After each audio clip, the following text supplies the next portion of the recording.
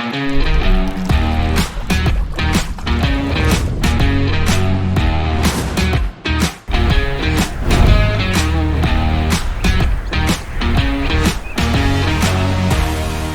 to this step-by-step guide on installing and using an inverter pool pump. This video will take you through the process. First, let's connect the inlet and outlet plumbing to the pump and make sure all the connections are tight without air leakage.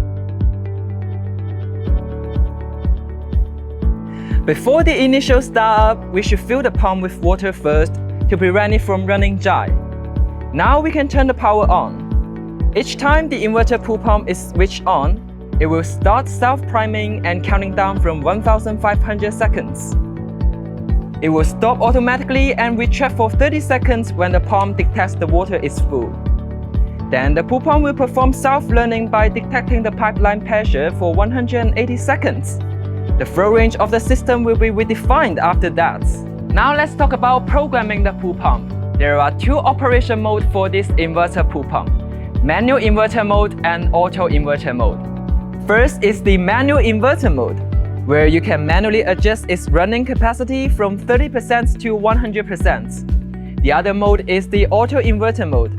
In this mode, just preset the flow rates, and the pool pump will automatically adjust its running capacity to maintain the constant flow rates you require.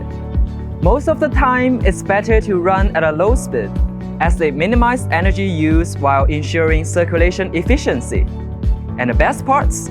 This product is designed to be as quiet as possible, so you won't hear any loud noise, and it's perfect to enjoy the swimming without any distractions.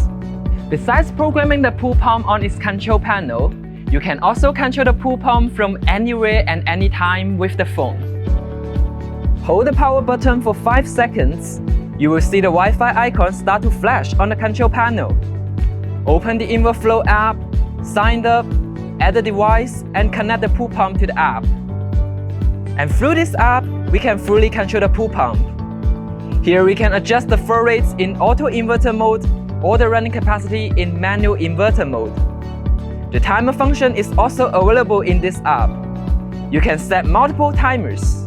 For each settings, select your desired time period first, set the flow rate or running capacity, and then tap Confirm. Make sure the different time period does not overlap each other. Thanks for watching. Remember to follow us for more tips and tricks. See ya!